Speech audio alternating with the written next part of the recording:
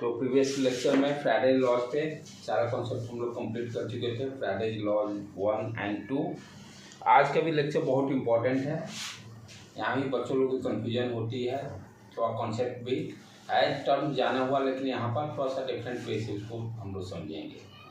जिस तरह से रेजिस्टेंस में हम लोग कंडक्टेंस की बातें करते थे, रेजिस्टेंस आर कंडक्टेंस क्या होता था, रेजिस्टेंस का रेसिप्रोकल, रेजिस्टिविटी टर्म वहाँ डिस्कस किए थे, रेजिस्टिविटी का उल्टा कंडक्टिविटी, राइट।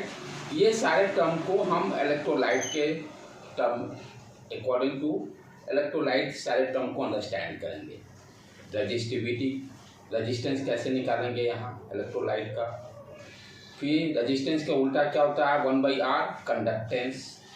कंडक्टेंस वहाँ क्यों, वहाँ क्या था, एक कंडक्टर था सिंपल रॉड, इस तरह से यहाँ पर क्रॉस सेक्शन एरिया ये डिफाइंड होता था, लेंथ ये डिफाइंड होता था, R = ρl/a। इलेक्ट्रोलाइट होगा तो दो प्लेट हो जाएंगे, तब क्या होगा वो सारा डिस्कस करेंगे।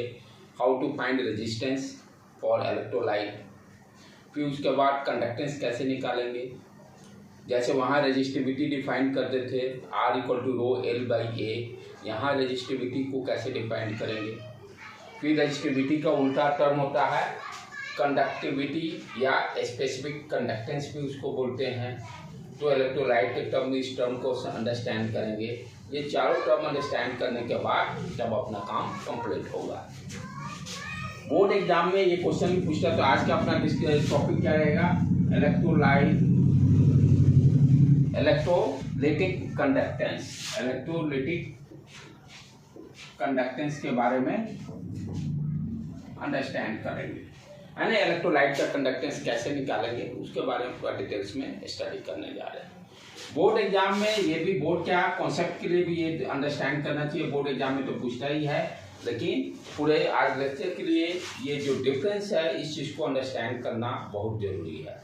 क्योंकि देखो फिजिक्स में क्या है या केमिस्ट्री में, जब तक आप कॉन्सेप्ट नहीं उसको डेप्थ में समझते हो तो डेफिनेटली 100% फार्मूला खाली रटोगे तो भूल जाओगे। तो ये डिफरेंस तो बोर्ड एग्जाम के लिए तो इम्पोर्टेंट है ही, प्लस आज पूरे लेक्चर का एक कॉन्सेप्ट भी दे रहा है। कैसे डिफरेंट है रेजिस्टेंस इलेक्ट्रोलाइट का, कंडक्टेंस कैसे हम डिफरेंट वे से रिप्रेजेंट क्यों कर रहे हैं, राइट। इस डिफरेंस से ही सारा अपना कॉन्सेप्ट क्लियर होगा और बोर्ड एग्जाम में डायरेक्टली पूछ भी देता है। Right, the difference between metallic conductance, थोड़ा सा और इसको लेफ्ट कर लें, metallic conductance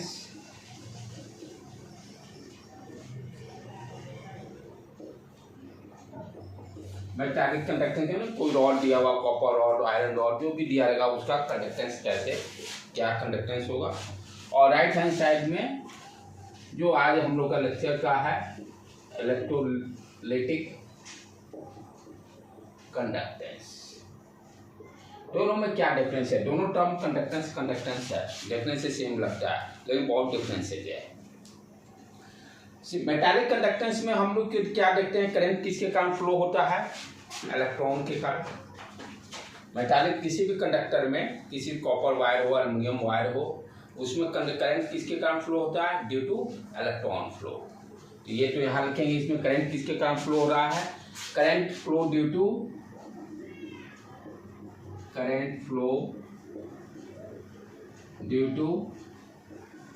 due to electron flow of electron, due to flow of electron के फ्लो के कारण ही इसमें कंडक्टर में, मेटालिक कंडक्टर में करंट फ्लो करता है। इलेक्ट्रोलाइट में किसके कारण करंट फ्लो कर रहा है, इलेक्ट्रोलाइट में किसके कारण फ्लो हो रहा है, इलेक्ट्रोलिटिक कंडक्टेंस की बात कर रहे हैं, यानी इलेक्ट्रोलिटिक टैंक को हम करंट दे रहे हैं। तो जो सॉल्यूशन इलेक्ट्रोलाइट में आयंस के कारण, sodium ion, chlorine ion, H ion, OH ion, right, उसके कारण करंट का फ्लो हो रहा है। जब हम इलेक्ट्रिक करंट देते हैं तो क्या होता है, वाटर तो करेगा ही, और करंट के कारण क्या होगा, करंट जैसे ही देंगे तो सोडियम आयन, क्लोरीन आयन वो भी ब्रेक हो जाएंगे। वाटर तो जैसे मोल्टेन लेंगे, मोल्टेन में सोडियम प्लस क्लोरीन आयन होता है, तो वहाँ पर पार्टिकल्स किस तरह के आयंस हैं, आयंस के मूवमेंट के कारण करंट का फ्लो होगा। आयंस के, क्योंकि क्या देखते हैं, वही आयंस जाकर कैथोड या एनोड पर डिपोजिट होते हैं, यानी उसका मूवमेंट हो रहा तभी डिपोजिट होंगे। और मूवमेंट किसके कारण होगा? करंट के कारण। तो आयंस के मूवमेंट के कारण क्या होगा? करंट फ्लो होगा। यहाँ पर इलेक्ट्रॉन था और इलेक्ट्रोलाइटिक सेल में आयंस के मूवमेंट के कारण करंट का फ्लो होगा। The current flow due to current flows due to flow of ions, due to flow of ions, ions के कारण, जैसे sodium ion, chlorine ion, H ion, OH ion, यदि इलेक्ट्रोलाइट सोडियम क्लोराइड का है तो ठीक है। तो दोनों में डिफरेंस समझ में आया। मेटालिक कंडक्टर में क्या होता है? इलेक्ट्रॉन के कारण करंट फ्लो करता है। इलेक्ट्रॉन जब फ्लो करेगा तो करंट आएगा, वहां जब आयंस फ्लो करेंगे तब करंट फ्लो होगा इलेक्ट्रोलाइटिक सेल में। ठीक है। दूसरा पॉइंट आप ध्यान से समझें, इसमें क्या होता है, इस मेटालिक कंडक्टर्स में आप देखिएगा कि कोई करंट जो फ्लो हो रहा है उसमें कोई केमिकल चेंजेस नहीं होंगे। केमिकल चेंजेस कहने मतलब जैसे कोई वायर है, एल्युमिनियम वायर, मैंने इलेक्ट्रिक सप्लाई दे दिया, क्या उसका कलर चेंज हो रहा है? या कोई वो जो एल्युमिनियम से क्या कॉपर बन जा रहा है, क्या उसका लेंथ डिक्रीज कर जा रहा है? यानी कोई केमिकल चेंजेस तो हो नहीं रहा है। कॉपर जैसा वायर था उसी तरह का वायर है। तो मेटालिक कंडक्टर जैसे ये रॉड, इसमें करंट फ्लो करेगा, ना इसका शेप चेंज होगा, ना साइज चेंज होगा। जो कलर व्हाइट है तो व्हाइट ही दिखाई देगा, ना मटेरियल चेंज हो सकता है। तो it means what you can say, इसमें कोई केमिकल चेंजेस नहीं हो रहा है। और इस केस में क्या हो रहा है? इलेक्ट्रोलाइटिक कंडक्टेंस में जो इलेक्ट्रोलाइट हम लोग दे रहे हैं, करंट जा रहा है, करंट के जाते ही क्या हो रहा है? बॉन्ड का ब्रेकिंग। सोडियम क्लोराइड इलेक्ट्रोलाइट जो ले रहे हैं, इलेक्ट्रिक करंट जाते ही क्या हो रहा है? वो सोडियम आयन और क्लोरीन आयन में ब्रेक हो रहा है, यानी बॉन्ड का ब्रेक। बॉन्ड ब्रेक होने के कारण, बॉन्ड का ब्रेक होना ही केमिकल चेंजेस हो गया। फिर हाइड्रोजन वाटर यदि रहता है तो वाटर भी ब्रेक हो जाता है, H+OH-, और फिर वो आयन कंबाइन करके केमिकल रिएक्शन करके डिफरेंट प्रोडक्ट्स भी बना सकते हैं। तो यहाँ पर हम क्या देखते हैं, करंट जब फ्लो करते हैं तो केमिकल चेंजेस हो रहा है इलेक्ट्रोलाइटिक कंडक्टेंस में, बट मेटालिक कंडक्टेंस में कोई केमिकल चेंजेस नहीं होगा। अंडरस्टूड बेटे? यहाँ पर करंट के कारण कोई केमिकल चेंजेस नहीं हुआ, लेकिन वहां तो सारा केमिकल चेंजेस ही हो रहा है, करंट के कारण ही हो रहा है। बॉन्ड का ब्रेक, वो भी केमिकल चेंज। फिर डिफरेंट आयंस कंबाइन करके प्रोडक्ट्स जो बना रहे हैं वो भी केमिकल चेंज, राइट। तो हम क्या बोलेंगे यहाँ पर? नो केमिकल डिकम्पोजिशन, कोई भी केमिकल डिकम्पोजिशन नहीं हो रहा है, राइट। तो यहाँ पर हम लिखेंगे no chemical decomposition, no chemical decomposition of substances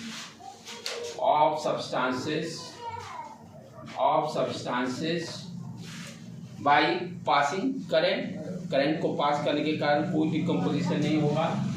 by current passing, कोई भी करंट पास करने से कोई केमिकल चेंजेस नहीं होगा मेटालिक। इसमें करंट पास करते हैं, इसमें कोई केमिकल चेंजेस, ना इसका कलर चेंज होगा, ना शेप चेंज होगा, ना मटेरियल चेंज होगा। तो मेटालिक कंडक्टर में करंट पास करने से कोई केमिकल चेंजेस नहीं होगा। बट यहाँ पर केमिकल चेंजेस अक्सर बॉन्ड ब्रेक कर जाते हैं, आयन ब्रेक हो रहा, राइट। तो यहाँ पे क्या कहेंगे? Second point, chemical decomposition, chemical decomposition occurs due to passing the current, due to passing current, ये यहाँ बात नहीं कीजिए।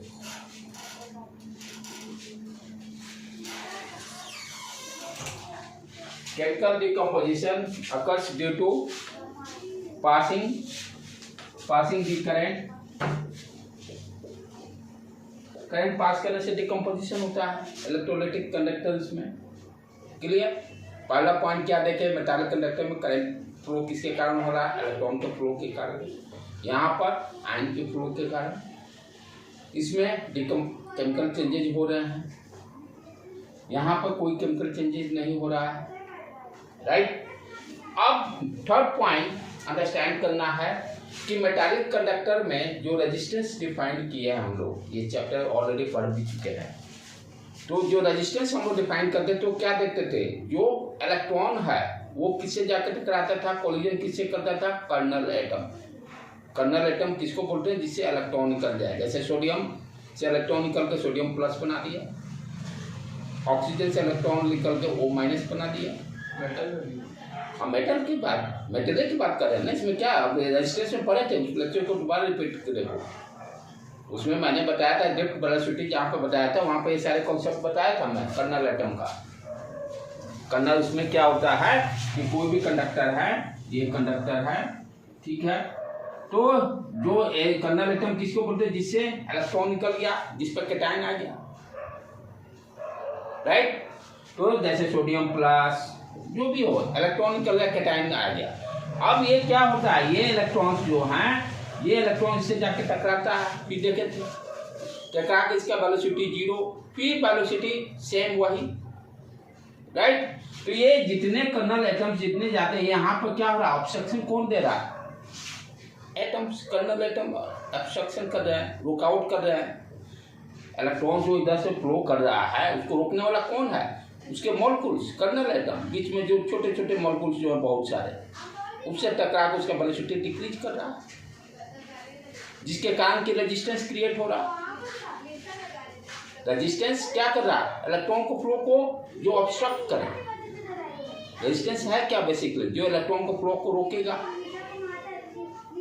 तो यहाँ पे जो रेजिस्टेंस डिफाइन कर रहे हैं, किसके कारण? जो इलेक्ट्रॉन कोलिजन कर रहे हैं कर्नल एटम्स, राइट। तो रेजिस्टेंस इज ड्यू टू किसके कारण हो रहा है? Collision with kernel atoms. यहाँ पर रेजिस्टेंस किसके कारण अकर्स कर रहा है? जब जो इलेक्ट्रॉन्स कर्नल एटम से कोलिजन कर रहे हैं उसके कारण रेजिस्टेंस क्रिएट हो रहा है। अंडरस्टूड बेटे? तो यहाँ पे हम क्या देख रहे हैं, थर्ड पॉइंट, रेजिस्टेंस टर्म जो डिफाइन कर रहे हैं, resistance occurs due to collision of electron with kernel atom. Kernel atom से कोलिजन करने के कारण रेजिस्टेंस डेवलप हो रहा है, ठीक है।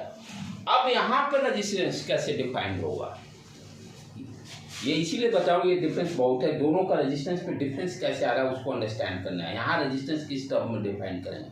इलेक्ट्रोलाइट के केस में। इलेक्ट्रोलाइट के केस में हम रेजिस्टेंस किसके कारण, यानी आयन का जो मोशन कौन रोकेगा? जो आयन्स कैथोड पे जा रहे हैं या एनोड पे डिपोजिट हो रहे हैं, उसको मोशन को कौन रोकेगा?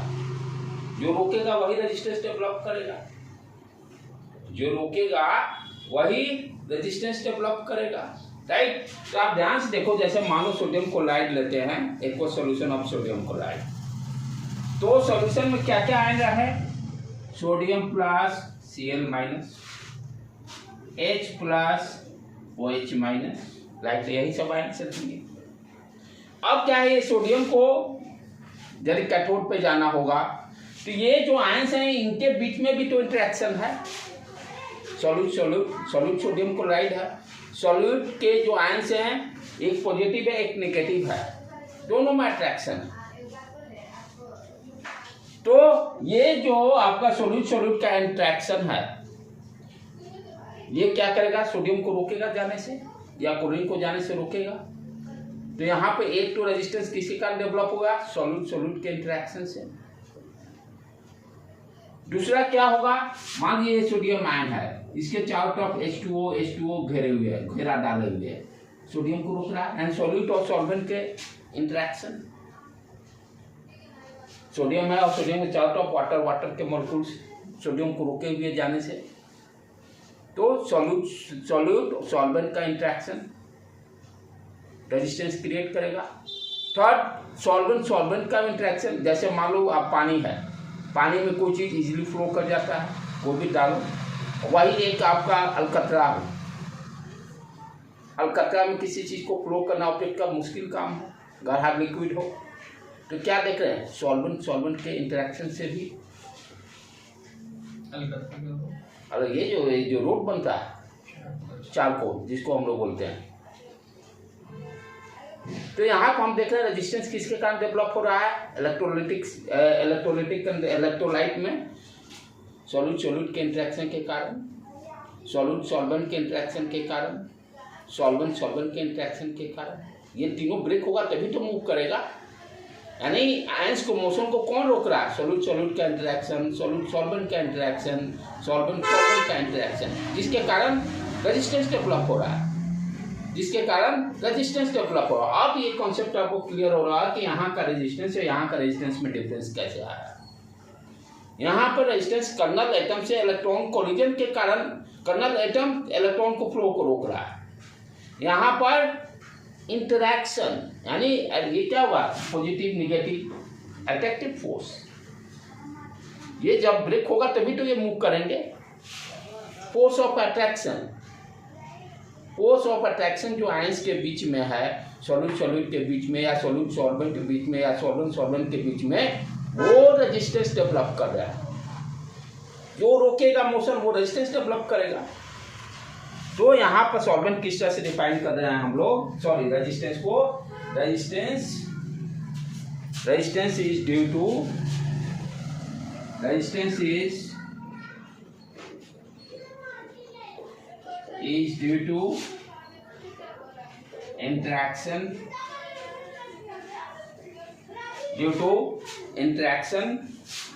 between first solute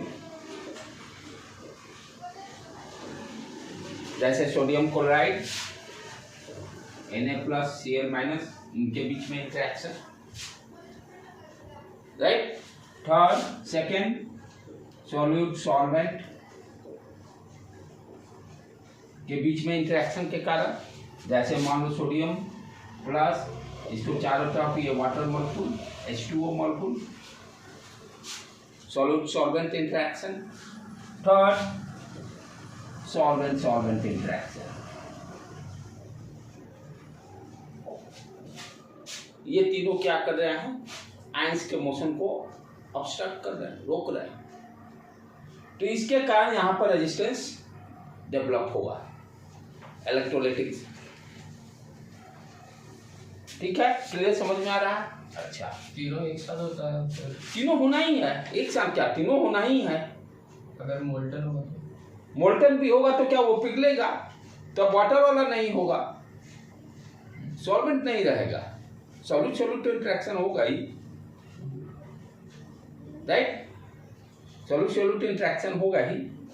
तो ऐसा कह सकते हैं कि मोल्टन में रेजिस्टेंस कम होता है। हाँ, यू कैन से, डेफिनेटली हम बोल सकते हैं कि मोल्टन में रेजिस्टेंस कम होगा। अच्छा, अब देखो सबसे मजेदार चीज कि ये सारे कॉन्सेप्ट लर्न करने के बाद, this point is very very important, resistance वाला। ये कॉन्सेप्ट आपको फिर क्या दे रहा है, ध्यान से समझने का। मेटालिक कंडक्टर में हम क्या जानते हैं कि टेम्परेचर बढ़ाने से रेजिस्टेंस डिक्रीज करता है। लॉजिकली इसको अंडरस्टैंड करना है, खाली रटने से काम नहीं होगा। इसको वहाँ भी मैं बताया था, डिप्ट वेलोसिटी के जहाँ रेजिस्टेंस जब बता रहा था, क्या होगा, इसको ऊपर से मिटा देता हूँ बेटे मैं। ये बोर्ड एग्जाम का डिफरेंस के लिए इंपॉर्टेंट है, बट पूरे आज के लेसन के लिए कॉन्सेप्ट यही डिफरेंस ही दे रहा है। उसके बाद तो सारे टर्म हम अंडरस्टैंड करेंगे।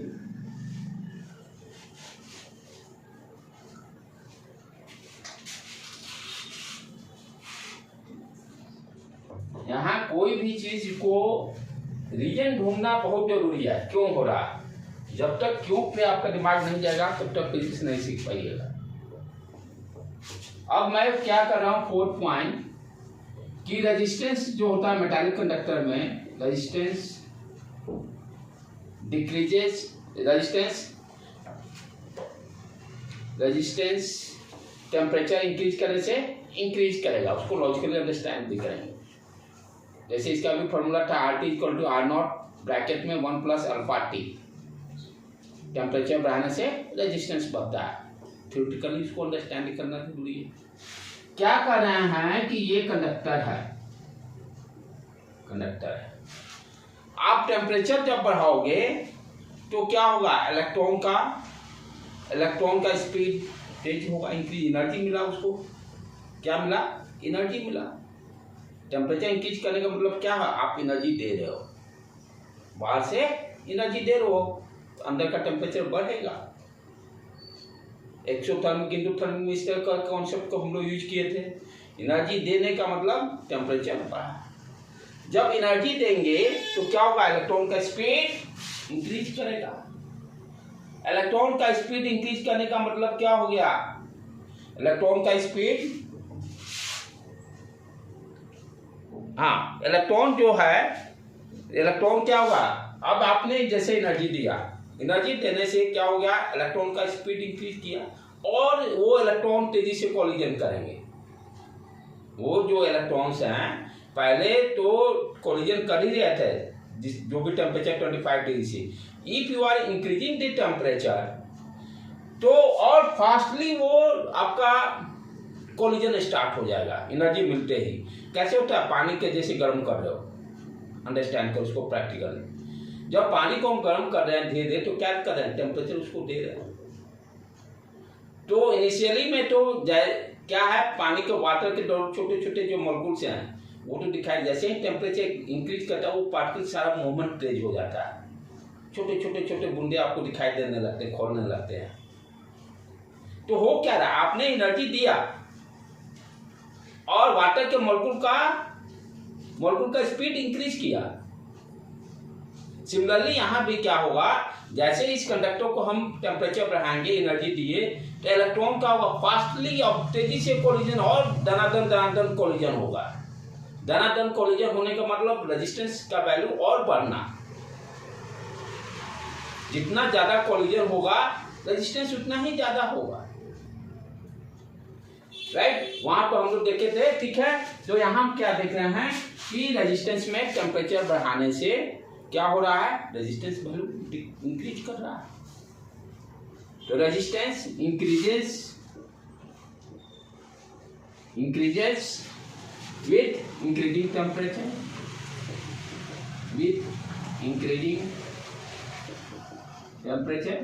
ये तो लॉजिकली भी है, इसका एक फॉर्मूला भी है, RT equal to R0 1 plus alpha delta.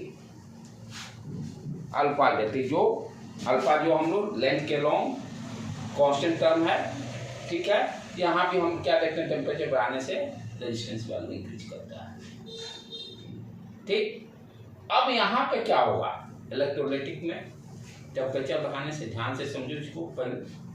Electrolytic में क्या हो रहा है कि यदि आप टेम्परेचर बढ़ाने का मतलब एनर्जी आप दे रहे हो, क्या कर रहे हो, एनर्जी आप दे रहे हो। रेजिस्टेंस किसके कारण हो रहा है, interaction of between solvent like that, वो हो चुका है। तो जब एनर्जी देंगे जो सोडियम प्लस और Cl minus H plus OH minus जो भी है, आपने इसको एनर्जी दिया। एनर्जी देने से क्या होगा, इनके बीच में जो इंटरेक्शन है वो कम हो जाएगा। जो फोर्स लग रहा था एनर्जी देंगे तो क्या हुआ, वो इंटरेक्शन कम हो जाएगा। कैसे, केमिकल बॉन्डिंग में पता है ना, बॉन्ड ब्रेक करना। आयनिक बॉन्ड में सोडियम प्लस Cl माइनस, तो उसको तोड़ने के लिए क्या करते हैं, एनर्जी हम देते हैं। बॉन्ड ब्रेक तो करंट पास करने से भी हो जाएगा। करंट वो तो इस यहाँ ना जनरली क्या है, टेम्परेचर बढ़ाने से ही हो रहा है। करंट भी क्या दे रहा है, एक एनर्जी दे रहा है। करंट भी करंट है क्या, बेसिकली एनर्जी ही दे रहा है। सारा चीज तो एनर्जी के ही है। ब्रेकिंग जहां भी होगा एनर्जी के कारण ही होगा, अंडरस्टूड। तो जब हम यहाँ पर हम क्या देख रहे हैं कि टेम्परेचर बढ़ा रहे हैं तो क्या हो रहा है, एनर्जी इसको दिए। तो यहाँ पे जो फोर्स ऑफ इंट्रैक्शन जो मान लो पहले 10 न्यूटन था, अब एनर्जी देने के कारण दोनों के बीच में इंट्रैक्शन घट के 5 न्यूटन हो गया। दोनों चक्रे हुए थे, हमने एनर्जी देकर उसके फोर्स को कमजोर कर दिया। तो फोर्स ऑफ इंटरेक्शन क्या हो गया, एनर्जी देने से कम हो गया। कम होने का मतलब क्या है, ये आयन अब फ्री हो गया मूवमेंट के लिए, ये आयन फ्री हो गए। पहले था जोर से जकड़े हुए थे, एनर्जी दिया, अब कम जकड़े हुए, कम जकड़ने का मतलब रेजिस्टेंस कम। जब आपका नॉर्मल टेम्परेचर पर था तो जोर से जकड़े हुए थे, रेजिस्टेंस का वैल्यू ज्यादा, और जैसे एनर्जी दिए ये फोर्स कम होने का मतलब रेजिस्टेंस वैल्यू कम, यानी टेम्परेचर बढ़ाने से यहाँ क्या हो रहा है, रेजिस्टेंस डिक्रीज कर रहा है। यही काम सेमीकंडक्टर में भी होता है। Understood.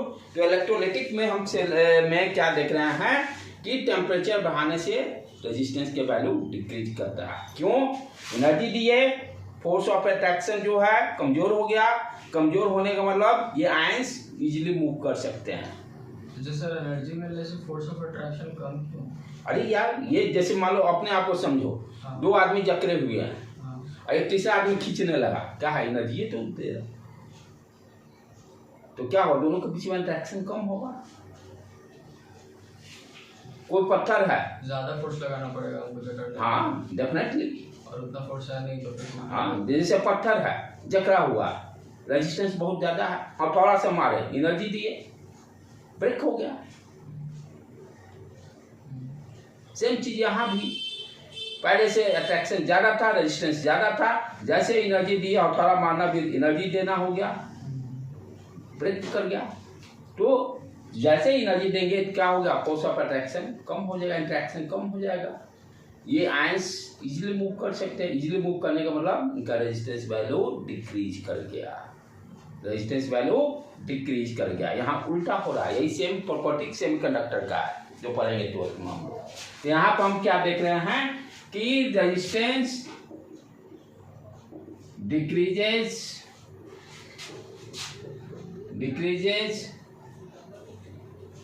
with increasing temperature, right. तो हम दोनों में अब ये चारों डिफरेंस बोर्ड एग्जाम के लिए लिखना जरूरी है, यदि पूछता है तो यही चारों आप लिखिएगा। कॉन्सेप्ट इसमें बहुत इंपॉर्टेंट है। पहला देखिए भाई, ये आपका मेटालिक कंडक्टर में करंट किसके कारण, इलेक्ट्रॉन के फ्लो के कारण होता है, वहाँ आयन के कारण हो रहा है। दूसरा पॉइंट, इसमें करंट फ्लो के कारण कोई केमिकल चेंजेस नहीं, वहाँ केमिकल चेंजेस हो रहे हैं। Third point, resistance, very very important point. Resistance किसके कारण हो रहा है, collision of the electrons with kernel atom, वहाँ पे रेजिस्टेंस किसके कारण हो रहा है, interactions between ions, solute solvent, like that. फिर देखो फोर्थ पॉइंट, टेम्परेचर बढ़ने से कंडक्टर में हम जानते हैं रेजिस्टेंस वैल्यू इंक्रीज करता है, वहाँ पर रेजिस्टेंस के वैल्यू डिक्रीज करता है। वहाँ क्या हो रहा है, एनर्जी दे रहे हैं, आयन इंटरेक्शन फोर्स डिक्रीज कर रहा है, जिसके कारण रेजिस्टेंस डिक्रीज कर गया। अब इस कॉन्सेप्ट को अब हम समझेंगे, जो डिफरेंट टर्म्स हम लोग जो समझे हैं कंडक्टर के लिए, रेजिस्टेंस जो डिफाइन किए फॉर्मूला, यहाँ किस तरह से डिफाइन करें, वो सारे टर्म्स को अंडरस्टैंड करेंगे। रेजिस्टेंस कैसे डिफाइन करेंगे, यहाँ पर कंडक्टेंस कैसे डिफाइन करेंगे, फिर रेजिस्टिविटी कैसे डिफाइन करेंगे, फिर उसके बाद रेजिस्टिविटी का उल्टा कंडक्टिविटी या स्पेसिफिक कंडक्टेंस उसको बोलते हैं। चारों टर्म को यहाँ पर अंडरस्टैंड करेंगे, राइट बेटे। नेक्स्ट अब हम लोग ये सारे टर्म्स जो हैं जनरल टर्म्स को अंडरस्टैंड करते हैं, किसके रिस्पेक्ट में, इलेक्ट्रोलाइटिक कंडक्टेंस के रेफरेंस पर। इसके अकॉर्डिंग कैसे आप इसका रेजिस्टेंस कैसे डिफाइन करेंगे, कंडक्टिविटी कैसे डिफाइन करेंगे, ये समझना बहुत ही जरूरी है नीट के लिए। तो ये सारे कॉन्सेप्ट वेरी वेरी इंपॉर्टेंट, और जेई के लिए भी। जब तक कॉन्सेप्ट नहीं समझेगा प्रॉब्लम बनने का कोई चांस ही नहीं है। और इसमें है कि बुक से पढ़ने पर कंफ्यूजन क्रिएट करता है, क्योंकि फर्स्ट टाइम पे एनसीईआरटी इतना आपको एकदम खुला मैदान नहीं देता समझने के लिए, उनका एक एक लाइन बहुत ही इंपॉर्टेंट हो जाता है। तो अब नेक्स्ट हम लोग क्या करने जा रहे हैं, जनरल टर्म्स जो है कंडक्टेंस का, वो सारे टर्म्स को किसके रेस्पेक्ट में, इलेक्ट्रोलाइटिक कंडक्टेंस के रेस्पेक्ट में, इलेक्ट्रोलाइट के रेस्पेक्ट में हम लोग अंडरस्टैंड करते हैं। ठीक है, पहला रेजिस्टेंस, रेजिस्टेंस हम जानते हैं क्या करता है, फ्लो ऑफ, यहाँ आयंस है तो आयंस के फ्लो को ऑब्स्ट्रक्ट करेगा, आयन के फ्लो को ऑब्स्ट्रक्ट करेगा, इसमें तो कोई दिक्कत नहीं है, आयन के फ्लो को ऑब्स्ट्रक्ट करेगा, obstruct the flow of ions, जिसको कि हम आर से इंडिकेट करेंगे। ठीक है, उसके बाद रेजिस्टेंस का उल्टा कंडक्टेंस, रेजिस्टेंस का उल्टा कंडक्टेंस, वहां पर कंडक्टेंस को सिग्मा से इंडिकेट कर देते हैं, sigma equal to 1/ρ, like simple जो भी दो कंडक्टेंस, कंडक्टेंस क्या होता था, कंडक्टेंस 1/r, कंडक्टेंस कितना कंडक्ट करेगा, इसीलिए रेजिस्टेंस का रेसिप्रोकल है, रेजिस्टेंस कम होगा कंडक्टिविटी ज़्यादा होगा, यानी करंट ज़्यादा फ्लो करेगा, नाम से ही क्लियर हो रहा है, कंडक्टिविटी हाई, कंडक्टिव मीन्स ज़्यादा करंट फ्लो करना, ज़्यादा कब फ्लो करेगा, जब रेजिस्टेंस कम होगा, इसीलिए रेसिप्रोकल ऑफ द रेजिस्टेंस है। बहुत सारे टर्म तो नाम से ही सारे क्लियर हो जाते हैं। तो यहाँ पर कंडक्टेंस को सी से इंडिकेट करेंगे, इसका रिलेशन मोबिलिटी से भी होगा। हाँ, मोबिलिटी से भी इक्वल टू म्यू ई करके कुछ था मोबिलिटी वाला भी, हाँ वहाँ से भी। तो कंडक्टेंस को यहाँ हम सी से इंडिकेट करेंगे, वहाँ शायद सिग्मा से रेजिस्टेंस वाला में किए थे, सिग्मा इक्वल टू 1/r लिखे थे। कंडक्टेंस क्या है, 1/r। यूनिट देखते जाओ, ये सब तो जान ही रहे हैं, यूनिट ओम हो गया, यहाँ पर ओम का उल्टा महोम या ओम इनवर्स भी लिख सकते हैं, MHO या OHM इनवर्स।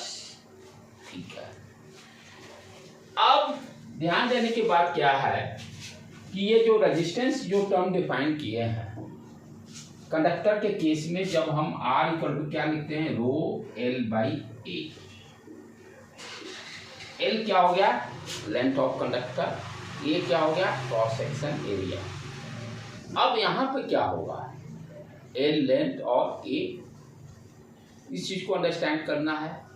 अब मान लो कोई भी इलेक्ट्रोलाइटिक सेल कंसीडर कर लिए, इसमें हम क्या देखते थे, प्लेट रहता था, इस तरह का इलेक्ट्रोड ले लिए, एनोड, और दूसरा इलेक्ट्रोड इस तरह का कैथोड, इसका सरफेस एरिया होगा जैसे ये है,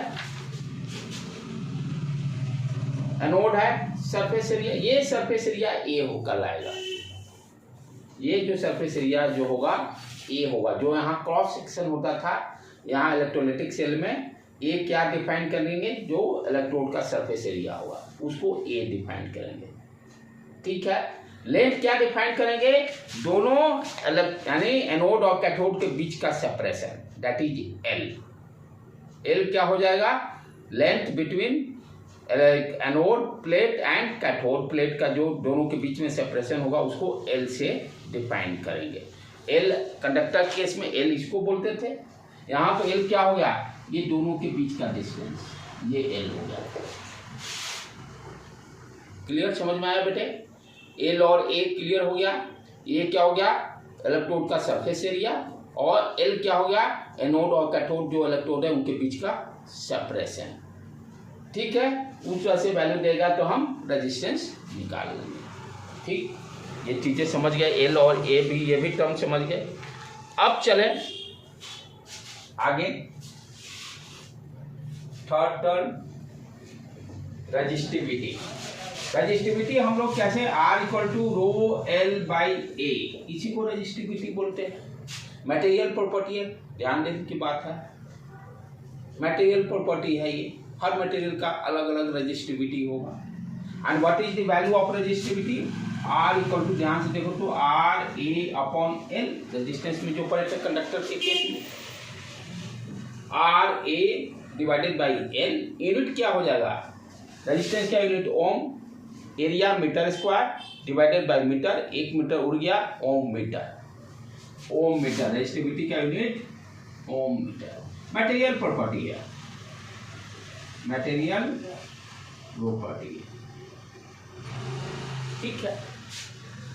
अब यहाँ पे कैसे डिफाइन करेंगे रजिस्टिविटी को, इलेक्ट्रोलाइट के टर्म में, इलेक्ट्रोलिटिक कंडक्टर के टर्म में इसको अंडरस्टैंड करें। रेजिस्टिविटी, ठीक है, रो से एक्सप्रेस करेंगे एंड रो इक्वल टू क्या आ गया, R A upon L. A L हमको मालूम चल गया कैसे डिफाइन करना है, ठीक है। ध्यान देने के बाद यहाँ क्या है कि सबसे इम्पोर्टेंट पॉइंट कि रेजिस्टेंस में एल और ए हम मीटर के एसआई यूनिट मीटर लिए हैं, लेंथ का एसआई यूनिट मीटर होता है। यहाँ पर क्या है, हम सेंटीमीटर कंसीडर करेंगे क्योंकि इलेक्ट्रोलिटिक सेल छोटा ही डब्बा है। इलेक्ट्रोलिटिक सेल क्या है, एक छोटा डब्बा है, तो उसमें जो आपका इलेक्ट्रोड होंगे वो उसका लेंथ बहुत छोटा होगा, इसलिए हम उसको सेंटीमीटर में कंसीडर करेंगे। अंडरस्टूड? इसलिए सेंटीमीटर में दिया रहेगा, लेंथ भी सेंटीमीटर में दिया रहेगा, एरिया भी सेंटीमीटर स्क्वायर में दिया रहेगा, क्योंकि इलेक्ट्रोलिटिक टैंक जो है उसका साइज बहुत छोटा छोटा है, तो डेफिनेटली इलेक्ट्रोड भी छोटे छोटे होंगे, तो इसलिए यहाँ पर लेंथ का भी यूनिट जो होगा सेंटीमीटर हम लोग यूज करेंगे। तो यहाँ पर यूनिट क्या हो जाएगा उसके अकॉर्डिंग, ओम सेंटीमीटर, ओम सेंटीमीटर, राइट बेटे, क्लियर है, यूनिट भी डिफाइंड हो गया। अब चलें, ए एल तो हम समझ गए है क्या। अब यहाँ पे एक टर्म इसको मिटा देता हूं ऊपर से,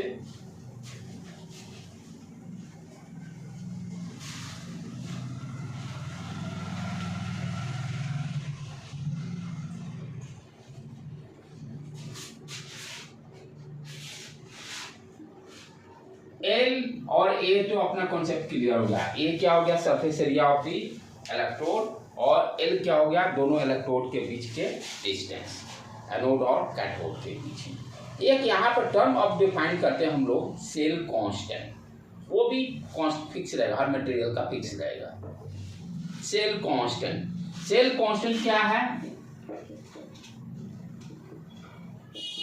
एल अपॉन ए। जो भी सेल बनाएंगे, इलेक्ट्रोलिटिक सेल जो बनाएंगे, इलेक्ट्रोड तो फिक्स हो जाएगा, ठीक है, सरफेस एरिया उसका fix, length between the anode और कैथोड के बीच में वो भी फिक्स। तो एवरी इलेक्ट्रोलिटिक सेल का एल अपॉन ए रेशियो तो फिक्स ही रहेगा। फिर दूसरा बनाएंगे, फिर उसका अलग, लेकिन उस सेल का तो एल अपॉन ए तो फिक्स रहेगा, वो तो चेंज नहीं हो सकता है। कैसे अब याद रखेंगे, ये भी मैं अपना दिमाग लगाया कि एल अपॉन ए कैसे से कोई ये भी तो याद हो सकता है, ए अपॉन एल भी तो याद हो सकता है, ए अपॉन एल भी तो याद हो सकता है। यही से तो कंफ्यूजन होता है, सेल कांस्टेंट क्या आता है, ए अपॉन एल है कि L by A, R equal to rho L by A, तो रेजिस्टेंस वाला जो है रेशियो एल बाई ए, वही सेल कांस्टेंट।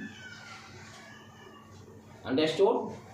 रेजिस्टेंस का जो है R equal to rho L by A है, वहां क्या है, एल बाई ए है, तो एल बाई ए क्या हो जाएगा, cell constant. Sir cell constant का जरूरत अभी देखेंगे, सब जरूरत तभी तो बताया जा रहा, तो कहीं नहीं, अभी जरूरत आएगा, इसका जरूरत आएगा तभी तो पढ़ रहे हैं। अभी एनोड कैथोड के बीच तो नॉर्मल सा सेल लग रहा है। क्या क्या बेटे, एनोड और कैथोड को कनेक्ट तो कोई भी सेल कर सकता है। वो बाहर यहाँ इलेक्ट्रिक करंट दे रहा है ना, यहाँ रेजिस्टेंस कैसे, आयन के नीचे सेल के अंदर रेजिस्टेंस क्रिएट हुआ है ना, बाहर का वो अलग, वो क्या कर रहा है, सेल यहाँ पे इलेक्ट्रिक करंट दे रहा है ना, क्या है, इलेक्ट्रोलिटिक करंट इसको दिया जा रहा है, इलेक्ट्रोलिटिक टैंक को। ये जो टैंक बना है, ये जो टैंक बना है, इसको तो करंट प्रोवाइड किया जा रहा है, तो रेजिस्टेंस तो यहाँ क्रिएट हो रहा है, आयंस तो यहाँ पर है, तो जो भी बातें होगी यहाँ बातें हो रही है। अच्छा, इस सेल कांस्टेंट वो सेल का नहीं, उसका थोड़े बातें हो रहा है, वो तो उसका तो बात ही नहीं हो रहा है, रेजिस्टेंस यहाँ पर क्रिएट हो रहा है ना, तो सेल कांस्टेंट भी ये इलेक्ट्रो इसका डिफाइंड हो रहा है। ये देखो एल क्या है, separation between anode and cathode, a surface area of the electrode, उसकी सेल कांस्टेंट वो तो फिक्स वैल्यू हो, वहां से तो हम उसे को लेना ही देना नहीं है। क्लियर? तो सेल कांस्टेंट कैसे मेमोराइज रखेंगे, मैं अपना जैसा दिमाग में लगाया, R equal to rho L by A उठा, L बाई ए वाला को मैंने सेल कांस्टेंट, ये हर इलेक्ट्रोलाइटिक टैंक के लिए फिक्स हो जाएगा, फिक्स वैल्यू है, ठीक है। अच्छा, यूनिट क्या हो जाएगा, यहाँ पर देखो तो centimetre centimetre centimetre inverse, length है सेंटीमीटर, नीचे एरिया है सेंटीमीटर स्क्वायर, तो क्या हो जाएगा सेंटीमीटर इनवर्स, ठीक है। ये सारे चीज हो गए। सेल कांस्टेंट यहाँ पर नया टर्म इंट्रोड्यूस किए जो कि यूज करेंगे, इसको ध्यान रखना है, इसको यूज करेंगे। तो हम क्या कर सकते हैं, ध्यान से देखो, जो रेजिस्टेंस है R equal to rho L by A, एकदम बेसिक से चलना है। रो इक्वल टू क्या हो जाएगा, R ए अपॉन एल, ठीक। अब ये तो हो गया resistivity, R equal to A upon L. Resistivity के बाद नेक्स्ट टर्म हम लोग जो डिफाइन करने जा रहे हैं, रेजिस्टिविटी का उल्टा कंडक्टिविटी या स्पेसिफिक कंडक्टेंस, ये भी वर्ड यूज होता है।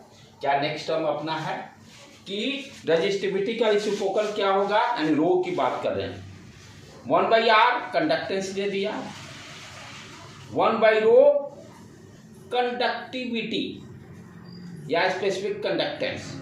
तो नेक्स्ट टर्म जो है हम यूज करने जा रहे हैं आपका कंडक्टिविटी ऑफ इलेक्ट्रोलाइटिक कंडक्टेंस का, इलेक्ट्रोलाइटिक सेल का कंडक्टिविटी, इलेक्ट्रोलाइटिक सेल का कंडक्टिविटी कितना होगा, और क्या बोल सकते हैं इसी को स्पेसिफिक भी, ये भी वर्ड यूज करता है स्पेसिफिक कंडक्टेंस। ये क्या चीज है, ये क्या है, इसको कंडक्टिविटी का कोई सिंबल भी दिया है, हाँ कापा, कापा, कापा से इसको कापा बोलते हैं, आजा कापा, KAPPA कापा, KAPA है कि KPPA है, बता देखना तो डबल पी है ना, कापा। तो इसका कंडक्टिविटी का डबल पी है, तो कंडक्टिविटी को क्या बोलते हैं, कापा। साउथ में ज्यादा इस तरह का वर्ड यूज होता है। और सिंबल क्या है, इस तरह से थोड़ा ग्रीक टाइप से के लिख दीजिए, सिंबल के टाइप से यूज करते हैं, ठीक है। तो ये है क्या, या तो कापा याद रखिए या तो कंडक्टिविटी याद रखिए, जो जान रहे हैं नो प्रॉब्लम। ये भी टर्म दिया रहता है स्पेसिफिक कंडक्टेंस, सिंबल के, ठीक है। अब ये है क्या, रेजिस्टिविटी का रेसिप्रोकल। ये कापा जो डिफाइन की, ये है क्या, बेसिकली 1/रो तो है। अब 1/रो, रो क्या है, रो वहां लिखे हैं, इसको वैल्यू को रखो तो बेटे, ये देखो क्या आ रहा है, A upon L 1/r into L upon A लिख सकते हैं, देख लो, ठीक है। और 1/r है क्या, 1/r रेजिस्टेंस का रेसिप्रोकल, कंडक्टेंस रेजिस्टेंस का रेसिप्रोकल, इस टर्म को हम क्या बोल सकते हैं, कंडक्टेंस। L/A सेल कांस्टेंट, तो कप्पा हुआ क्या, kappa equal to conductance into cell constant, conductance into cell constant, this formula is important. Kappa equal to conductance into cell constant, ये फॉर्मूला यूज करेंगे न्यूमेरिकल में।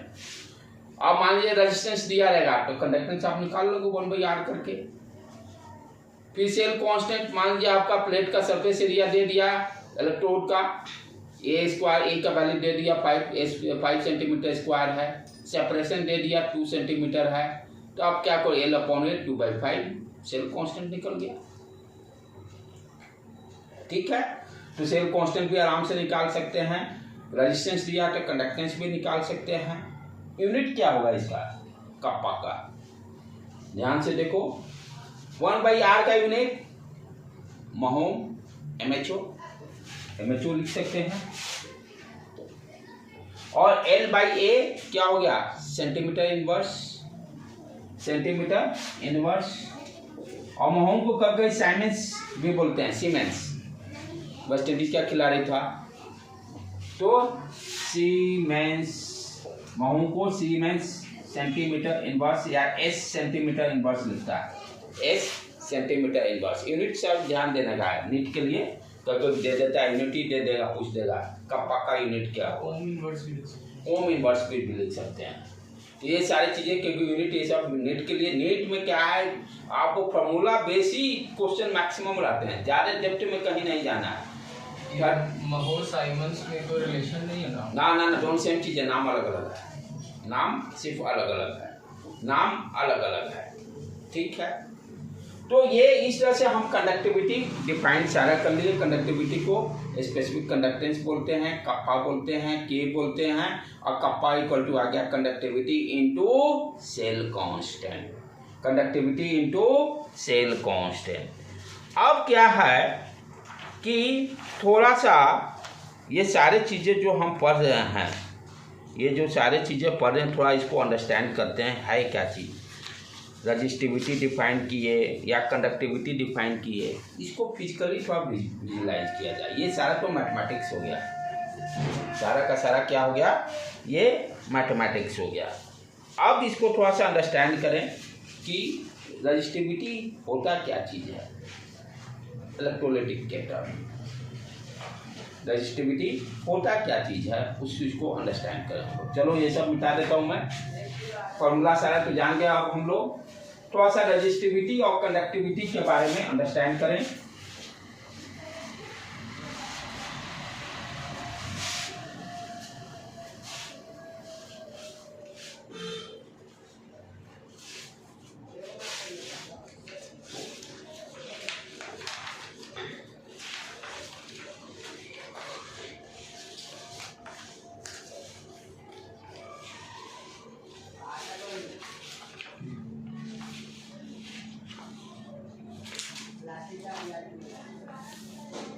हाँ चलें, रजिस्टिविटी से थोड़ा स्टार्ट करें, इसको फिजिकली अंडरस्टैंड करें। रजिस्टिविटी का ठीक है, R=ρL/A वो सारा हम लोग सीख लिए। प्रैक्टिकली इसको अंडरस्टैंड करें, ये कह क्या रहा है, रजिस्टिविटी कैसे निकाल रहा है एक्चुअल में। तो हमने क्या देखा कि रजिस्टिविटी इक्वल टू R=ρL/A लिख लो, यहाँ से ρ=RA/L,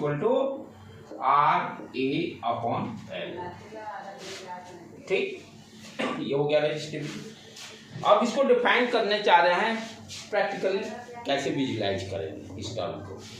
यदि मान लेते हैं प्लेट का ये एनोड है, इसका सरफेस एरिया 1 सेंटीमीटर स्क्वायर, क्या लिया, एज्यूम कर लिया A=1 सेंटीमीटर स्क्वायर, यानी ये 1 सेंटीमीटर स्क्वायर। लेंथ दोनों का एनोड और कैथोड के बीच में, यानी ये 1 सेंटीमीटर, 1 सेंटीमीटर कंसिडर कर लीजिए। यानी कहने का मतलब लाइक दैट, ये हो गया और ये दूसरा प्लेट, दूसरा ये कैथोड और ये इस तरह से बना। ये सरफेस एरिया 1 सेंटीमीटर स्क्वायर, ये 1 centimetre. We can understand like as a cube जैसा, या क्यूबॉइड जैसा डिफाइंड हो रहा, ठीक है। और लेंथ हमने कंसिडर कर लिया कि 1 सेंटीमीटर। तो इलेक्ट्रोलाइट के बीच में देखिए क्या है, सॉल्यूशन है, इलेक्ट्रोलाइटिक सॉल्यूशन है दोनों एनोड और कैथोड के बीच में। जो अब रजिस्टिविटी जो हम डिफाइन करने जा रहे हैं, जब हमने surface area 1 centimetre square consider किया, separation between plate 1 centimetre consider किया, तो रजिस्टिविटी का वैल्यू किसके बराबर आ रहा है, रेजिस्टेंस के बराबर। रजिस्टिविटी का वैल्यू क्या आ रहा है, रेजिस्टेंस के बराबर। अब इसका क्या मीनिंग है, ये जो इलेक्ट्रोलाइट है यही है ना, ये इलेक्ट्रोलाइट, ये बीच में आयंस है, बीच में आयंस है, यानी ये क्यूबॉइड जो बना है, एक से ये क्यूबॉइड के अंदर में जो आयंस हैं वही जो रेजिस्टेंस प्रोवाइड करेंगे, वही रेजिस्टिविटी कहलाएगा। यानी वॉल्यूम, ये वॉल्यूम क्या है 1 सेंटीमीटर स्क्वायर इंटू 1 सेंटीमीटर, दोनों को मल्टीप्लाई करेंगे तो यानी 1 सेंटीमीटर क्यूब में वॉल्यूम में 1 सेंटीमीटर क्यूब वॉल्यूम में जो आयंस होंगे वो जो रेजिस्टेंस प्रोवाइड करेंगे वो आयंस वही रेजिस्टिविटी कहला रहा है। रेजिस्टिविटी क्या कहला रहा है कि 1 सेंटीमीटर क्यूब वॉल्यूम में 1 सेंटीमीटर क्यूब वॉल्यूम में जो आयंस इलेक्ट्रोलाइट के रहेंगे and sodium plus chlorine minus H plus OH minus उसका जो रेजिस्टेंस होगा, रेजिस्टेंस तो उसका जानते हैं इंटरेक्शन से डिफाइंड होता है, यानी इसके बीच में ये जो आयंस हैं यही जो रेजिस्टेंस देंगे वो क्या कहला रहा है, resistivity. Resistivity equal to R। किस रेजिस्टेंस की बात हो रही है, 1 सेंटीमीटर क्यूब वॉल्यूम में जो इलेक्ट्रोलाइट के आयंस हैं जो रेजिस्टेंस प्रोवाइड कर रहे हैं, ऑफर कर रहे हैं, वही क्या है, रेजिस्टिविटी। रेजिस्टिविटी क्या है कि 1 सेंटीमीटर क्यूब वॉल्यूम में 1 सेंटीमीटर क्यूब वॉल्यूम में इलेक्ट्रोलाइट जो है, इलेक्ट्रोलाइट करने का मतलब सॉल्यूशन, इलेक्ट्रोलाइट के जो आयंस हैं जो रेजिस्टेंस ऑफर कर रहे हैं वो किसके बराबर आ रहा है, रेजिस्टिविटी के बराबर आ रहा है। राइट, क्लियर समझ में आ रहा है बेटे क्या है रेजिस्टिविटी। प्रैक्टिकली फॉर्मूला तो वो अपनी जगह है लेकिन इसको अंडरस्टैंड भी करना कह क्या रहा है, यानी 1 सेंटीमीटर क्यूब में जो आयंस रहेंगे इलेक्ट्रोलाइट के जो वो रेजिस्टेंस प्रोवाइड करेंगे वही रेजिस्टिविटी है। उसी तरह से कंडक्टिविटी जब डिफाइन करेंगे इसका उल्टा, जो कंडक्टिविटी कप्पा जो डिफाइन किए, कप्पा भी हम क्या लिखे, ये देखो कप्पा को लिखे ना, इसी का उल्टा का क्या था आपका, ये कप्पा के 1/ρ है। कप्पा क्या है, 1/ρ। 1/ρ का वैल्यू रखो 1/r और ये R किधर गया, ρ इक्वल टू R ऊपर L/A। 1/R क्या है, कंडक्टेंस। लेंथ 1 सेंटीमीटर ले लिए, एरिया 1 सेंटीमीटर स्क्वायर ले लिए, यानी 1 सेंटीमीटर क्यूब वॉल्यूम में जो कंडक्टेंस होगा वही क्या कहलाएगा, कंडक्टिविटी। ये 1/R क्या है, कंडक्टेंस। तो 1 सेंटीमीटर क्यूब वॉल्यूम में जो इलेक्ट्रोलाइट का कंडक्टेंस होगा वो क्या कहलाएगा, कप्पा। वो क्या कहलाएगा, कप्पा। ये दोनों टर्म को बहुत अंडरस्टैंड करना बहुत जरूरी है। रेजिस्टिविटी क्या हो गया कि 1 सेंटीमीटर क्यूब वॉल्यूम में इलेक्ट्रोलाइट्स के बीच में, यानी इलेक्ट्रोड के बीच में की बात हो रही है ना, बाहर की थोड़ी बात हो रही है, दोनों एनोड और कैथोड के अंदर है, दोनों के बीच की बात हो रही है।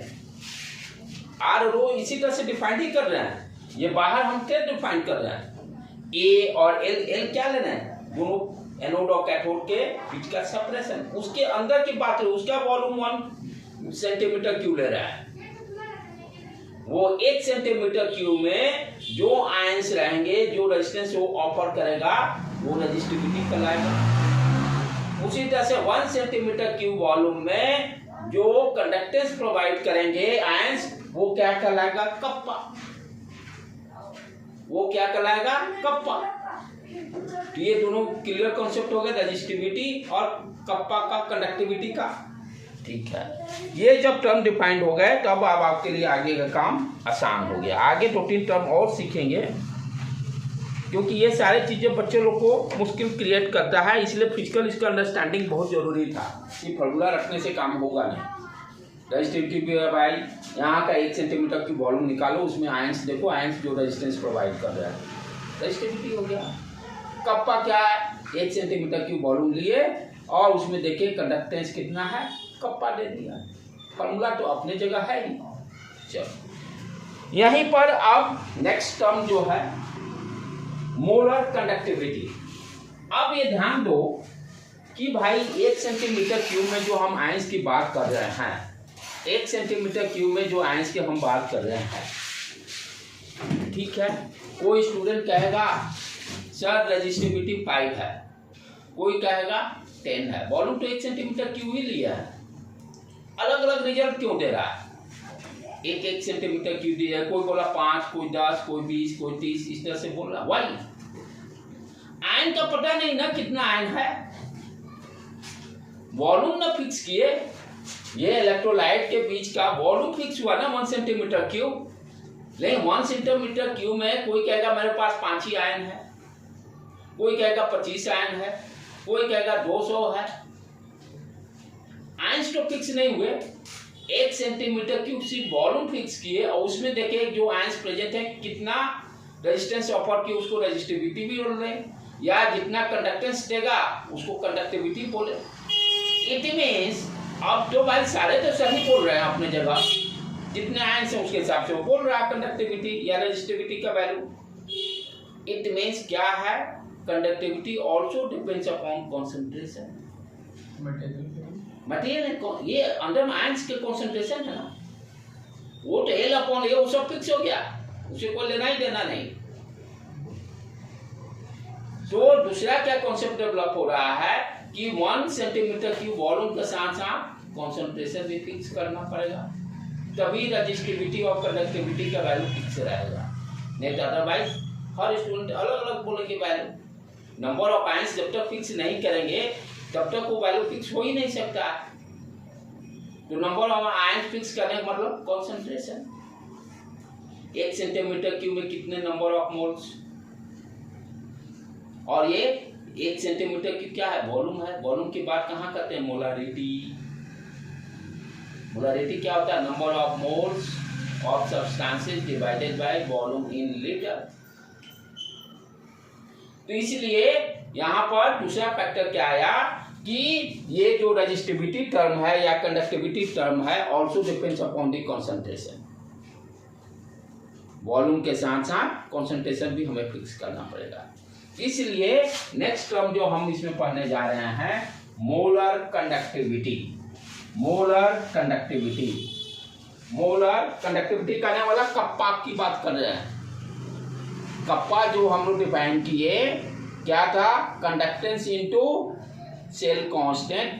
कप्पा को अब भाई स्पेसिफाई करना हो तो कॉन्सेंट्रेशन भी स्पेसिफाई करना पड़ेगा। वही कप्पा कंडक्टिविटी को क्या नेक्स्ट टर्म दे दिए, मोलर कंडक्टिविटी। नहीं तो अदरवाइज सबका वैल्यू अलग अलग रहेगा।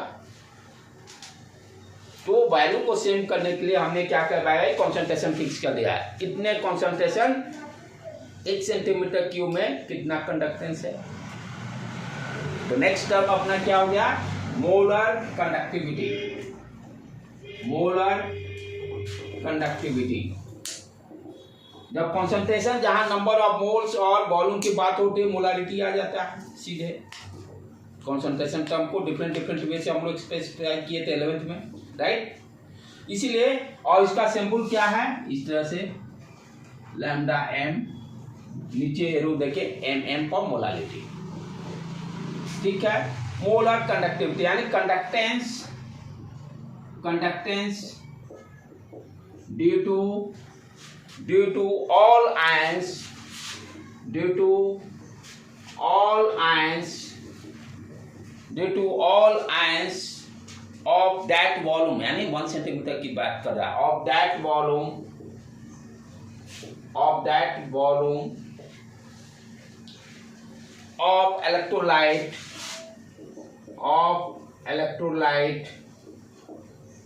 electrolyte which contains 1 मोल, यानी जो 1 सेंटीमीटर क्यूब वॉल्यूम कंसीडर किए थे उसमें 1 मोल में कॉन्सेंट्रेशन फिक्स करें। 1 मोल आयंस कितने कंडक्टेंस ऑफर करेंगे, वो कहलाएगा conductivity. Conductance due to all ions of that volume, यानी 1 सेंटीमीटर की volume of electrolyte which contains 1 mole, concentration fix कर दिए, which contains 1 mole of electrolyte, 1 mole of electrolyte, उसको क्या कहेंगे हम, मोलर कंडक्टिविटी। कंडक्टेंस कितना, जितना कंडक्टेंस ऑफर करेगा, जैसे यही था ना, ये ले लिए ये एनोड, ये कैथोड, इसमें ये इसको ऐसे कर दिए, ये मान लो 1 सेंटीमीटर की विस्टा से ले लिए। अब इसमें क्या कर दिया, 1 मोल मैंने फिक्स कर दिया, वॉल्यूम 1 सेंटीमीटर क्यूब फिक्स कर दिया। ये जो कंडक्टेंस देगा आयंस, उसी को क्या बोलेंगे, मोलर कंडक्टिविटी। उसको क्या बोलेंगे, मोलर कंडक्टिविटी। तो फॉर्मूला अपना क्या डिफाइन हो गया, है तो ये कप्पा, है तो ये कप्पा, ठीक है। तो lambda M equal to kappa के इनटू वॉल्यूम। ये वॉल्यूम किस यूनिट में है, सेंटीमीटर में। ये वॉल्यूम किस यूनिट में है, सेंटीमीटर में। ये ध्यान देने की बात है, वहां सारे लीटर में किए हैं, उसी हिसाब से सब डाटा को चेंज करना पड़ेगा सेंटीमीटर। तो ये क्या आ गया, कंडक्टेंस कैसे डिफाइन करें, कप्पा तो कंडक्टिविटी ही बता रहा है, इनटू वॉल्यूम से मल्टीप्लाई कर दिए 1 सेंटीमीटर की। अब इसको हम कॉन्सेंट्रेशन से जोड़ेंगे इस वॉल्यूम को, ठीक। अब कैसे जोड़ेंगे, यहां पर टर्म क्या है, मोलर कंडक्टेंस यूज कर रहे हैं, यानी मोलारिटी को लेके आना पड़ेगा हमें। तो मोलारिटी हम क्या जानते हैं, मोलारिटी जो है that will be number of moles of solute, जो सॉल्यूट रहेगा substances, divided by volume in litre, volume in litre, right. यहां पर नंबर ऑफ मोल्स कितना दिया हुआ, 1, कॉन्सेंट्रेशन फिक्स कर दिए। 1 मोल में देख रहे हैं, 1 मोल आयंस कितना कंडक्टेंस दे रहा है, 1 सेंटीमीटर, यानी एक पहले लेके वॉल्यूम 1 सेंटीमीटर क्यूब वॉल्यूम में 1 मोल आयंस कितना कंडक्टेंस देगा, वही कहलाएगा मोलर कंडक्टिविटी। इसलिए तो यहाँ पर क्या हो गया, 1 divided by volume in litres, number of moles. इधर क्या है, मोलारिटी m। अब यहाँ ये क्या है, लीटर में है, और मेरा डायमेंशन क्या है, सेंटीमीटर में। तो इस लीटर को हमको कन्वर्ट करना होगा सेंटीमीटर में। तो हम क्या जानते हैं, 1 लीटर बराबर 1 मीटर क्यूब, ऐसे भी जानते हैं, या 1000 सेंटीमीटर क्यूब। 1 लीटर, यानी लीटर को आपको मीटर में एक्सप्रेस करना, तो 1 मीटर क्यूब, और 1 मीटर बराबर क्या होता है, 10 टू, यानी ये क्या हुआ, 1 into 1 into 1, 10 to power 6, right. तो ध्यान देने के बाद क्या है कि हम क्या देखते हैं, 1 लीटर बराबर 1000 सेंटीमीटर क्यूब, 1 लीटर बराबर 1000 सेंटीमीटर क्यूब। थोड़ा सा देख ले इसको, क्या है यहाँ पर लिखिए, 1000। हाँ, ये गड़बड़ की है, यहाँ ये गड़बड़, यानी वहाँ ये क्यूब इस तरह से 1 मीटर क्यूब वॉल्यूम ये रहता है ना, ये यानी 1 मीटर क्यूब बराबर 1000 लीटर, ये है 1000 लीटर के बराबर। 1 मीटर क्यूब बराबर 1000 लीटर, 1 मीटर क्यूब बराबर, यानी एक क्यूब लीजिए, 1 metre length, 1 metre weight, 1 metre height, उसमें कितना पानी का टंकी में, उसमें कितना वाटर रहेगा, 1000 लीटर। जैसे वाटर टैंक जो भरते हैं, वो क्यूब ले लीजिए 1 मीटर का, 1000 आ जाएगा। अरे 1 मीटर का नहीं, बोले कितना हो गया, समझ रहे हो, 3.5 फीट, 3.5 लेंथ, वेट, सारा हाइट, 1000 लीटर देगा, अंडरस्टूड। तो वॉल्यूम, तो 1 मीटर क्यूब बराबर 1000। अब इसको फिर चेंज करो, यहाँ पर ये क्या है, सेंटीमीटर में ले जाना है इसको, तो ये क्या हो जाएगा, 1 इंटू 1 इंटू तीनों डायमेंशन को सेंटीमीटर में 100 से मल्टीप्लाई 10 टू पावर 6 आ जाएगा। इधर क्या है, 1000 लीटर, ये इधर आएगा तो कट के 10 का पावर क्यूब सेंटीमीटर क्यूब दे दिया, 1 लीटर बराबर 10 सेंटीमीटर क्यूब। क्लियर, ठीक है। अब चलें, यहाँ पर क्या है, लीटर में है वॉल्यूम, यानी ये लीटर में जब वॉल्यूम दिया है, लीटर में वॉल्यूम दिया, उसको सेंटीमीटर क्यूब में ले जाना है, तो वॉल्यूम इन सेंटीमीटर क्यूब क्या हो गया, वॉल्यूम इन सेंटीमीटर क्यूब जो लीटर में दिया रहेगा, वी लीटर में जो दिया रहेगा उसको क्या करना पड़ेगा, 1000 से मल्टीप्लाई कर देना पड़ेगा। जैसे ये 1 लीटर बराबर भी, 1 लीटर बराबर इतना, भी लीटर में क्या करना पड़ेगा, 1000 से मल्टीप्लाई कर देंगे। तो यहाँ पर आप ध्यान देखो बेटे, ये भी लीटर इधर लेके आए, ये क्या है 1/m 1000। इसको फिर से समझना, डाउट हो रहा तो 1 मीटर क्यूब बराबर 1000 लीटर, ठीक। 1 लीटर बराबर 1000 सेंटीमीटर क्यूब। वॉल्यूम दिया रहेगा 2 लीटर 3 लीटर, क्या करोगे 2 × 1000 करोगे ना। तो सेंटीमीटर में ले जाना हो तो क्या करें, जो भी वॉल्यूम दिया हो उसको 1000 से मल्टीप्लाई कर देना होगा। अच्छा, ये भी लीटर को हमने एक्सप्रेस कर दिया, क्योंकि 1 यहाँ से molarity equal to 1/v, v को न्यूमरेटर में लेके आए, इसको नीचे ले गए, 1 v लीटर को 1/m लिख सकते हैं। तो अपना क्या आ गया, volume in centimetre 1000 divided by m। अब आ जाओ main equation, molar conductivity equal to क्या है, कप्पा इंटू वॉल्यूम। वो सेंटीमीटर में है, सेंटीमीटर क्यूब में है, इसके जगह पे ये वैल्यू रख देंगे। तो क्या आ गया अपना molar conductance equal to kappa into 1000 divided by m। This formula is important. Molar conductance equal to क्या गया, kappa into 1000 divided by m। Divided by ये सारा क्यों आ रहा है, 1000 सेंटीमीटर में लेके आना है, मोलारिटी डिफाइंड है लीटर में, राइट बेटे। तो ये हो गया मोलर कंडक्टिविटी के टर्म में, कैसे हम, तो इसको क्या बोले, मोलर कंडक्टिविटी। उसी तरह से क्लास जो है उसका अरेंज करेंगे, क्लास न्यूमेरिकल बाद में फिर कर लेंगे। ग्राम, जैसे मोलारिटी डिफाइंड हुआ है उसी तरह से gram equivalent conductivity, gram equivalent कल ही बताया था। ग्राम इक्विवेलेंट कहाँ पर डिफाइंड होगा, नॉर्मलिटी में हम लोग डिफाइन किए थे। जैसे मोलारिटी को लिखते हैं ना, number of moles of solute divided by volume in litre.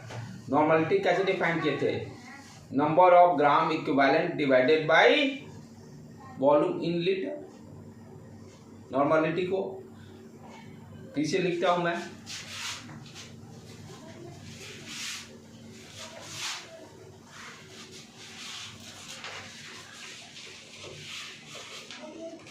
Next अपना ये लास्ट जाएगा। तो यहां पर क्या आ गया, मोलर कंडक्टिविटी का formula kappa into 1000 divided by m। अब नेक्स्ट टर्म मैंने क्या बता रहा हूं, ग्राम इक्विवेलेंट कंडक्टिविटी। सारा चीज सेम है, अब सिर्फ क्या है चेंजेस, यहाँ मोलारिटी के टर्म, क्योंकि कॉन्सेंट्रेशन टर्म आ गया ना। यदि कॉन्सेंट्रेशन मोलारिटी में रहेगा इस फॉर्म से डिफाइन करेंगे। नॉर्मलिटी के टर्म में ये ग्राम इक्विवेलेंट कैसे, नॉर्मलिटी हम लोग डिफाइन करते थे, नंबर ऑफ ग्राम इक्विवेलेंट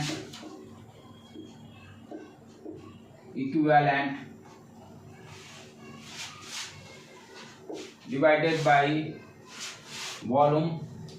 इसका molar mass into M factor भी करेंगे। ये तो हो गया, वो चल नहीं, नॉर्मलिटी का वो है x से है, दोनों का रेशियो x है, उसको भी करेंगे।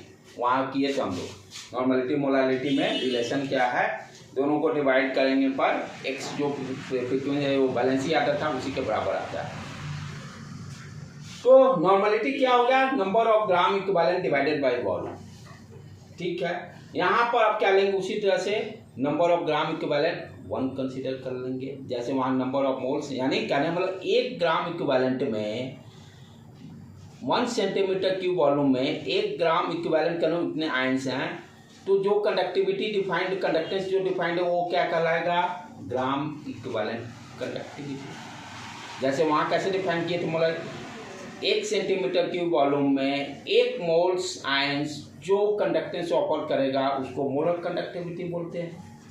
यहाँ पर 1 सेंटीमीटर क्यूब वॉल्यूम में 1 ग्राम इक्विवेलेंट आयंस जो कंडक्टिविटी ऑफर करेगा उसको बोलेंगे ग्राम इक्विवेलेंट कंडक्टिविटी। तो यहाँ पर उसी तरह से ये n इक्वल टू क्या हो गया 1 divided by volume in litre. उसी तरह से फिर अब क्या होगा, इसको हम लोग ई से डिफाइन कर दें ग्राम इक्विवेलेंट। अब ये क्या हो जाएगा, अब ये लीटर में उसी तरह से सेम आ जाएगा 100 बाई m। 100 तो 100 यदि सेंटीमीटर में लेके आना हुआ, ये ग्राम इक्विवेलेंट कंडक्टिविटी को क्या लिखेंगे kappa into volume in centimetre cube. Centimetre cube वाला वॉल्यूम की रिलेशन सेम वही आ जाएगा, सिर्फ क्या हो गया k into 1000 divided by normality, divided by normality, divided by normality, right. आज यहीं रहने देते हैं, नेक्स्ट उसके बाद इस पर प्रॉब्लम्स और वो भी कर लेंगे नॉर्मलिटी मोडालिटी वाला। ठीक है बेटे।